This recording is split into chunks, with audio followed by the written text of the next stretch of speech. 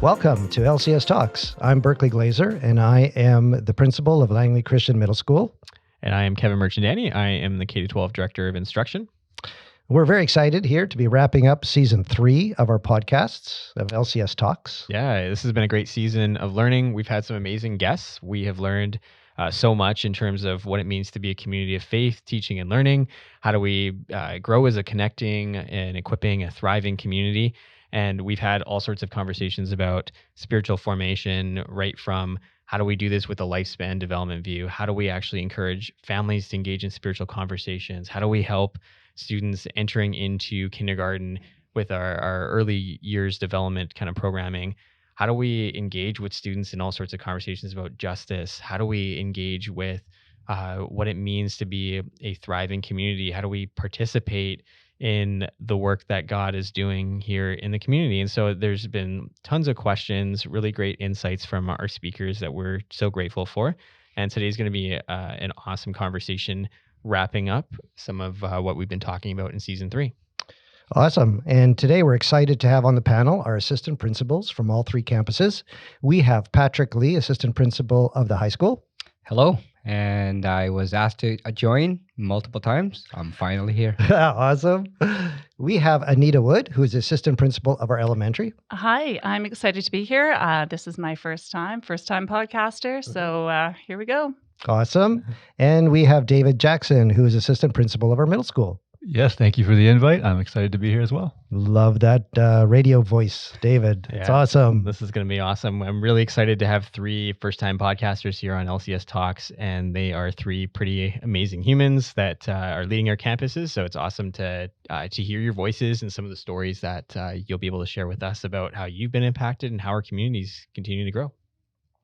Yeah, so today in our talk, we're going to be reflecting on the year and inviting our panel to share about some of the experiences that have shaped them this year, to look back and to look ahead. So we're going to start with just have you paint a little bit of a landscape for us on some of your own experiences this school year. So what metaphor would you like to use to describe the school year? And we'll start with Patrick. Great question. The metaphor that came to my mind when I first heard this question was climbing Mount Everest, a high altitude type of climb. I'm an avid outdoors person. Mm-hmm. And in order to climb something that big, you need to work hard to get to a certain point, and then you need to come down. So we've seen the hard work. We've seen some great things happening, but then we need to go back down, do the hard work. So it's an up and down until we ultimately reach some of our big goals, some of our big learning experiences. I'm curious for you over the summer. I know you do some climbing with your boys. What are some of your plans and what that might look like? I always try to get my boys outside because I spent about 15 years of my life taking other children, other students out in the wilderness. And my boys are now old enough for us to experience it themselves and for us to experience together. Yeah, I'm sure it lends itself to all sorts of great spiritual conversations about who they are and how they're growing as well.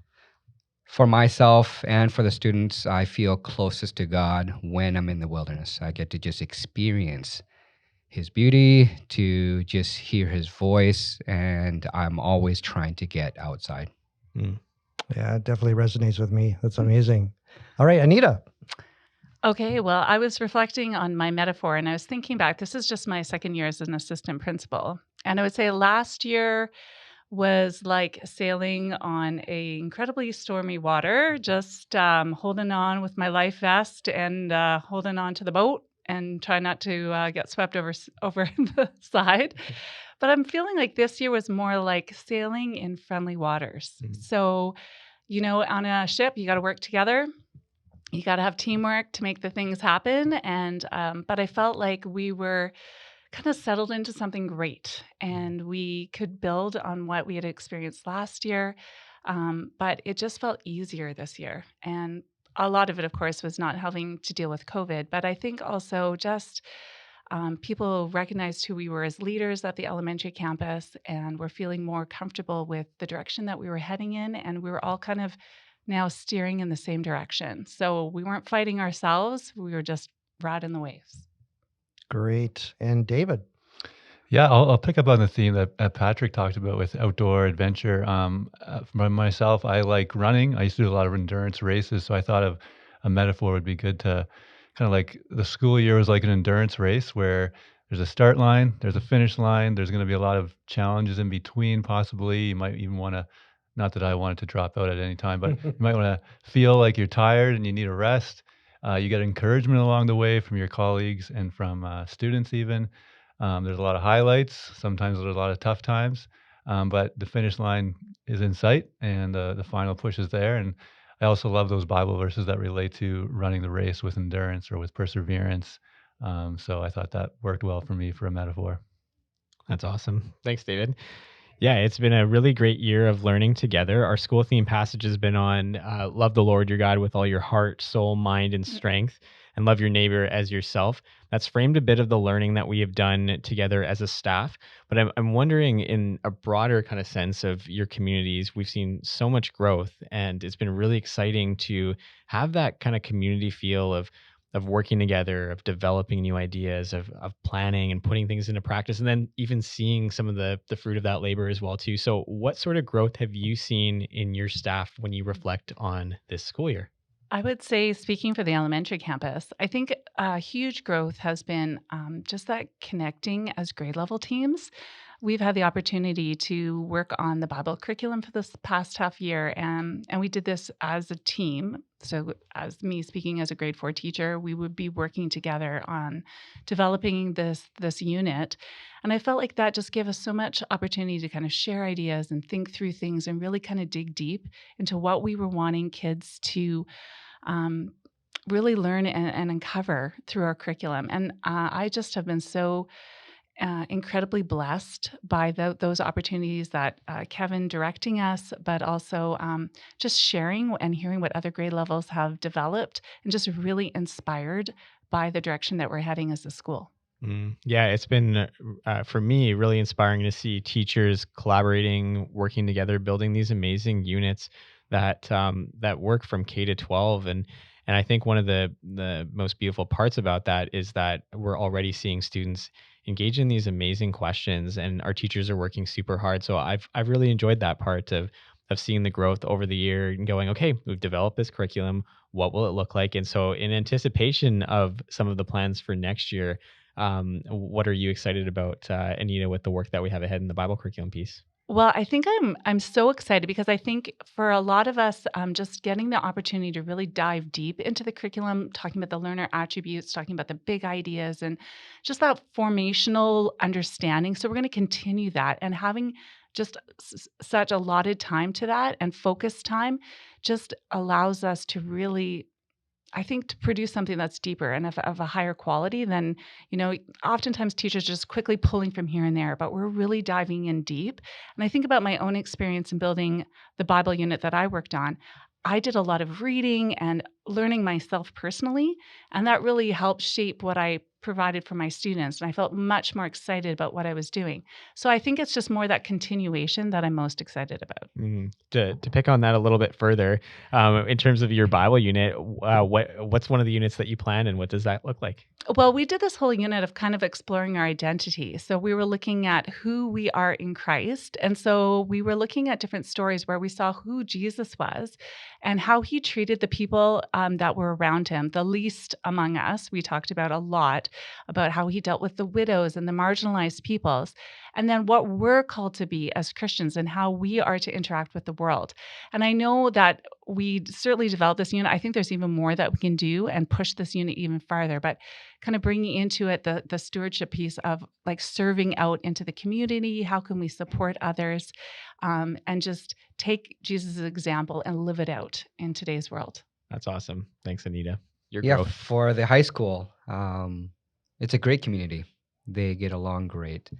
We have amazing discussions, but it's so easy to be in isolation, a silo, because of just the way that the courses are taught. You teach a grade 11 science or a grade 12 calculus. There's only one of those classes. So we were working on PLCs and try to identify how do you use professional learning communities to leverage that time to improve student learning. And this year has been pretty amazing to see the growth of teachers, to be able to be focused on student learning and what does that look like? How do we improve learning rather than doing lesson plans? Two examples of that that I was able to observe just even last week as the groups were working on some common summative assessments. The science department, they have embraced this and got away from content-driven assessments and really focused on the curricular competencies. So to see them design a final assessment where they created a dry lab, they actually put together the lab, they had the different pieces of information, and now the students had to analyze it with their understanding of a hypothesis, understanding of the different scientific methods and what they learned with bacteria growth. They had to analyze and evaluate what was going on. And then for the ADST, that was a challenging time for this group because we have arts, we have music, we have automotive. So for them, they couldn't understand, what do you mean you want us to create a common summative assessment? And I said, it's not the same assessment, but what kind of curricular competencies are similar in every single one of your subjects? And so they got super excited. And it doesn't matter which course students take. It could be art, it could be graphic arts, it could be drama. Every single student in those programs will have a very similar learning experience of learning the curricular competencies. So they got super excited about that, and they're well on their journey now. Yeah, we really appreciate your leadership with the assessment piece. You've done a ton of your own learning. You're often sharing with me all sorts of podcasts by assessment thinkers, and just the thoughtfulness of the pace that you've introduced in terms of our staff really plugging in over 2 years during our Friday morning. That's our professional learning community time. And I think that investment's been really appreciated by our staff, that they know that we're going to move forward together and we're going to invest in the work that we have had, because assessment is the place where we get to go. Our students have learned, we get to see that evidence, we get to reflect, and then we get to grow together. So yeah, I think that's definitely a highlight when I think of this year and the work that our teams are doing, growing together around those professional learning community times. David, for you, how about your community and what you're seeing with the middle school growth? Yeah, for the middle school, a few things came to mind. One was we had 3 new homeroom teachers join our staff this year, and they're high quality teachers. They fit in really well, and it was nice to just see the teams come together and embrace the new teachers and support them in their new roles. And of course, our school as a whole has things in place to support new staff, led by Kevin, your mentorship program, and then through some instructional coaching we do. So that was great to see. Also, just the collaboration as far as in our PLC time, the focus this last part of the school year has been trying to implement the learner attributes with our new Bible curriculum into their curriculum plans. So we're excited to see actually this coming Friday, teachers will present what they've been working on. So we're excited to see that. And then as one of my roles at the middle school as a learning support teacher, I've been able to have some leadership in our EAs and their PLC time. So we, both Berkley and I, were able to sit in when they presented what they researched as far as some of the social emotional research that they did in kind of the January to March part of the school year. And they did a great job, and they really are invested in the students they work with. So it was nice to see their work in that area. Yeah, and then this Friday we're going to be having some teachers in every campus do some presenting of their learning, and I think we're going to have the EAs also present for us in the middle school, so we'll be able to see that as teachers. I think that another part of growth for our teachers has been with Patrick, and I know it wasn't during PLC time, but during our staff meetings, we had Patrick take us through the book. So you want to talk about race and dealing with all the unpacking racism. And we really appreciated Patrick being able to come and share some of his stories and to just really get us as a staff to really wrestle with what it is about, and just to walk a step, in someone else's shoes. And so it was very formative for us. So thank you, Patrick, for helping us with that. Definitely. And we'd love to have Patrick share again. Obviously, you've accepted our invitation finally here to share a little bit more of that journey that we have to try to be a school community that continues to be hospitable and reflect the posture of Christ, which is to love and care the people that we have here in our community, care for the people that we have here in our community. And that starts with what I love in terms of Patrick's facilitation was to become aware and reflective of the biases that we bring, and the way that we start to see others through that lens of how Jesus sees others. And I think that was really formative for me. And I won't share too much here, but I'd love for us to take some time, maybe even the fall, to unpack what that looked like, and the learning will continue in those areas as well too. So yeah, our community continues to try to be a space that creates belonging and connections between students, between teachers and the students, and we want to be a space that reflects the love of who God is. So true. All right, we're going to now take a look at yourselves and how have you grown as a learner? Something that I've been really reflecting on and trying to figure out, how do I help teachers grow? So my area is just understanding adult learning. What does that look like? It's very different from teaching in the classroom. So the last 2 years has been just very slow and steady, even with the PLC, of trying to meet the teachers where they're at. And the biggest thing that I realize is, one is patience. It takes a lot of time trying to help adults think differently or see things differently. And then the relational piece. And what I really appreciated this year was multiple teachers just dropping by. Hey, I've got this idea, or I'm struggling with this, or hey, can you help me navigate this situation? So I feel like the amount of energy I put into helping teachers feel like they can come to me and they can trust that I'm there to support them and not to judge what they're doing in their classroom, but we're all on this learning journey. And so I feel like that door is opened, and it's been great to just be able to connect with different staff. For the middle school, one thing that came to mind when I was reflecting on our year as learners, I think as some of our admin, we were able to learn from another middle school, and we invited MEI Middle School admin to visit our school in the fall. And I remember when their middle school principal was sitting in my office and just hearing some ideas, and he's like, "This is the best pro D I've had in years." And then we went to visit them in the new year, and again, we had a great time. We got some great ideas from them. So I think it was something that we can look back at and say, well, this is a really valuable experience to be able to go to another school, learn from them, see some of the exciting things they're doing, and then how can we bring some of those ideas to our school? And I'm sure they felt the same way. So hopefully we can continue that relationship and also maybe see what other schools are doing too. That's awesome. So in this podcast season, we've been talking about faith formation and what that looks like.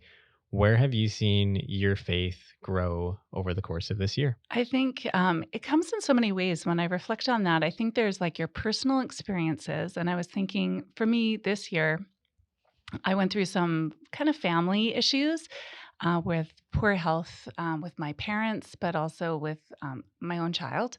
And I think that really forces you to kind of dig deep and really assess what is important and where do I draw my strength from? Because sometimes it is completely overwhelming and it's so out of our control. So that there's that avenue. And I think for me, I think doing the Bible curriculum really forced me to do some like deeper level thinking about these scriptures. And I think sometimes I'm just quick to read the surface. What's the surface meaning? But then reading the historical context and digging in a little further about what was so significant about these stories, it just kind of reinvigorated me. And I thought, oh man, I need to do this more, and I need to carve out more time to just really explore these the scriptures in a more meaningful way. So I think those two things particularly, and then I think always the opportunities of worship that we have at LCS, whether it's chapel or staff devotions or classroom devotions, it's always motivating because you hear other people's stories and you just hear how God is working in their lives. And it's powerful. So, there's been many, many ways. Yeah. So what's going to be refreshing to you in your faith over the summer? What's your faith love language for something that will continue to shape you going into summertime? So many things, but I'm looking forward to some time maybe for more reflection because I feel like I'm just always racing from thing to thing, which is terrible. And I try to create some slow points in my life, but it's hard. Yeah. So summer is that time where I just kind of reflect. But I think it's worship. It's also, like exploring like some commentaries, and I've been listening to some of the podcasts and things, and book studies, and that's been pretty inspirational for sure. That's awesome. Thanks, Anita. Yeah, faith formation. One thing that came to mind was this past spring, my wife and I took a class at my church, and it was on how to develop habits of a gospel-centered home. And so, as a family, we were kind of trying to develop some of these habits with our young children. One of them, for example, was saying a blessing every morning before you leave as a family. And so, it made me think of how can we bring some of those habits into school life with our staff or with our students, and just develop some routines and habits. So that was an exciting faith formation for me. And I think for this summer, I'll just jump into the summer, is I enjoy time in nature as well, and just getting out there and experiencing God's nature. And I also enjoy hopefully having some time to read, listen to some good podcasts, just to get refreshed in my faith as well. That's awesome. So I'll just throw this out there to our listeners. We haven't done this before. We haven't done a giveaway. We'll come to Patrick in a moment, but David mentioned habits of the household. Any listeners out there hoping to engage in that kind of conversation, we've done a little bit of that work with the middle school. Email us your favorite episodes so far from this season of podcasts, and we'll get you a free copy of that book, and you can kind of follow along with some of the learning that the middle school has done together as well too. So Berkley, you always tell us the email address, is it? Yeah, definitely. It's podcast@langleychristian.com. Yeah. And this episode's not done. Usually he says that and then the episode's over, but we're moving to Patrick. Patrick, what's been formative for your faith this year? That's a great question. I was introduced to a book called Doing Asian American Theology, and just reading the title at first, I'm like, oh, what does this mean? I ordered it, got the book, started reading, and then really started reflecting on my childhood. There's always been this kind of this unsettledness of didn't quite know why I felt the way I did.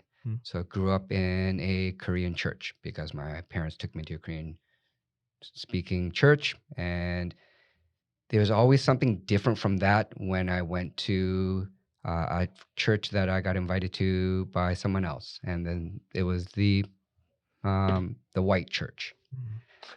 And even being at this school, I could not quite pinpoint why I felt at times just uncomfortable. Not that it was bad, just wondering. And so this book really brought to words some of the experiences I've had. A prime example is my growing up in a Korean family of just the discipline and the forcefulness of you must do this is so rooted in Confucianist thinking, which is part of Asia. And that plays out in the Christian life of a Korean. So there is that form of dedication, where in my other experience of church is not so dedicated, it's more experiential. So I kind of was in both worlds and not able to understand that there's a difference. So this book really helped me to identify that there's different ways to do theology. That's awesome. Yeah, I think you've left us with lots of questions as a result of your own learning this year, Patrick, of, what value is my cultural identity in terms of God's salvation plan, and how is he redeeming some of those cultural aspects of who I am? And we have to be reflective of the personhood, who we are that God has created, because we are image bearers and we reflect we reflect our creator and in our cultural beings and who we are too. And so that's the beautiful kind of mosaic that we get to be a part of here as a school community. So yeah, really excited to explore some of those ideas further with you. And we'd be happy to chat further in our next season of podcast episodes. So yeah. Great. Yeah. Next question. All right. Look, so we've had a chance to reflect on the year. Now let's look ahead to next year. And I'm going to ask you, what are you most excited about and looking forward to? So Patrick, why don't you start? For next year, I am super excited with continuing on our PLC times on Friday. We're at a point where teachers understand the value of the professional learning. and we are using that time. So next year, we no longer have to help them understand what it is. They actually can get to do the hard work. So we actually have several cycles. And so I'm super excited to help the teachers work through 4 to 5 week cycles. And the 3 main cycles that we have next year, the first one is obviously on assessment, because I love assessment. Mm-hmm. And we'll continue on that work that we started this year and help them plan backwards. So we start with the assessment in mind. So that's what will be the first thing we do in September. And then we're going to move on to the social emotional learning aspect and help identify students at risk. It could be from an academic point, it can be from a behavioral or mental health. But as teachers, let's get together, let's identify these students, be proactive, and put in a plan to support them and to see success, rather than waiting till the report card or waiting till the interim reports, where sometimes it might be a little bit too late. And then the final one is curriculum, of just embedding our worldview, our Christian worldview, into everything that we do, and not just a tag on, but how do you embed it and live out your faith in just subject. I'm an economics teacher, so I love teaching IB economics, and I just love to help students explore what does this mean in the context of Christianity and God, and while even teaching in the public system, really helping students to really ask those questions so they start pondering and wondering. I wouldn't give the answer, but they would definitely ask the questions and start wondering about things. I am so excited about moving into the new wing. I know that's like maybe a shallower answer, but it's huge for us because I think for the longest time we've been actually 2 schools in one area, but the fort and the main building staff really haven't had the chance to really connect and get to know each other. And building community is so important. Just working and supporting each other and just building a space where staff feel that just support from all around them. It's huge. So that's really exciting. And I'm also particularly excited personally because I'll have a classroom with a window that faces the outdoors. So, selfishly, woohoo. Yeah, so exciting. I'm also really passionate about the arts, and I'm really excited about the direction the school's going and just building up the arts programming. This year was just a little taste, a little tidbit of what's to come. And I think just with the hiring of Odette Williams and her passion for the arts and having these experiences, we had the light up, the Christmas concert, the spring production. That's just the beginning, I think, of some amazing artistic opportunities for students. So I love being involved in that. And then I think it's, again, the curricular avenues that we're pursuing. We'll continue with our Bible curriculum, but we're also going to be looking at numeracy next year. And I think the opportunity to build strong foundations for students in their knowledge of, numeracy and mathematical concepts is so important. And so I'm excited just as a teacher myself to glean and learn and grow in that area and just to build an amazing program for our elementary kids. Yeah, for the middle school, one of the things we're always obviously sad to lose staff if they're moving on, but we're excited to bring in some new staff on board next year, so that'll be exciting. Also, I'm looking forward to our PLC time. I think one of our focuses will be just working on our math curriculum, which I love math, so it'll be fun to be involved with that. And then a big initiative for our middle school is introducing a new block into our schedule, which we're going to call X Block, which really will help target kids who are really in need of extra help in math or literacy, and just some really focused intervention time for students. And then for those who don't need some extra intervention time, they can be challenged in different ways. So it'll be a new initiative that I'm sure will take a lot of work, but we're excited to give it a try and learn as we go. That's awesome. Yeah, I'm going to set up a little bit of what I'm excited for, and then I want to come back to, I didn't ask Patrick and David what they're excited about for the summertime in terms of what might be formative to you, maybe what you're planning on reading, one of those two things. So I'll keep this quick. You've got 30 seconds basically to think while I give my what's coming up next year. And I'm really excited about the Bible curriculum, of course. We have done some pretty amazing work with the curriculum development piece. Over the course of this next year, we've already hired Chris Sapelt into the service learning coordinator role. You'll be working K to 12. And we're really excited over the next year to be launching a couple immersion experiences, getting connected in the local community. We've heard from families and from students that they want to learn experientially. They want to be transformed in their faith, and they want to be engaged in the world. And to do that, we think that not necessarily only bringing the world into the classroom, but bringing the students into the world more fully to explore their faith would be an important next step. So we're going to be building opportunities for service learning. We're going to be starting that in the high school, doing a bit of some planning work at the curricular level with our K-8 teachers. And I'm just really looking forward to working with the teams again this next year. As I think about what it means for us as a connecting, thriving, equipping Christian learning community, you can't be that vision if you don't have teachers that are learners and you don't have leaders that are also learners as well too. So I think the three of you really reflect that to me of so many conversations that I can think back in my own shaping. And I know you carry that forward into the summertime in terms of your own learning. And so, we're hoping that our families will be refreshed. And also we want to invite you, of course, into your own learning to grow in your faith. And that's been obviously the topic that we've been exploring this year. So Patrick and David, what are you excited about for the summer? What's going to shape your faith or learning? I'm excited just to hang out with my boys and to go rock climbing, mountain biking, climbing, and then be able to find time to read again. I was going strong in the fall and into Christmas time, but in the spring, all books just went to the side. So to go back into, back into that theology book that I was reading, and continuing on my learning of assessment, because I just want to absorb as much as I can. Awesome.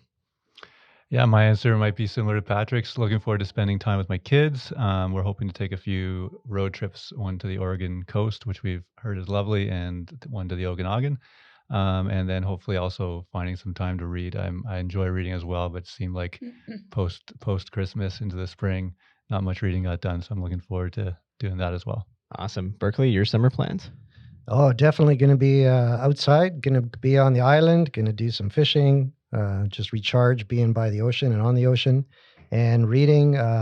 One book that I want to read is One Native Life by Richard Wagami, and looking forward to that.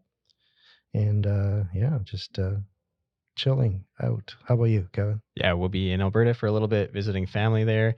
And we'll be hopefully spending lots of time out on the Lesser Slave Lake, doing some fishing and boating and building lots of sandcastles. So should be tons of fun. Awesome. We want to thank our panel for being with us. We appreciate your great contributions today. And it was so great to have you here. So thank you. And to our listeners, we want to remind you that we do want to be interactive with you, and we appreciate hearing from you. So you can contact us through our email, podcast@langleychristian.com. And thanks for listening.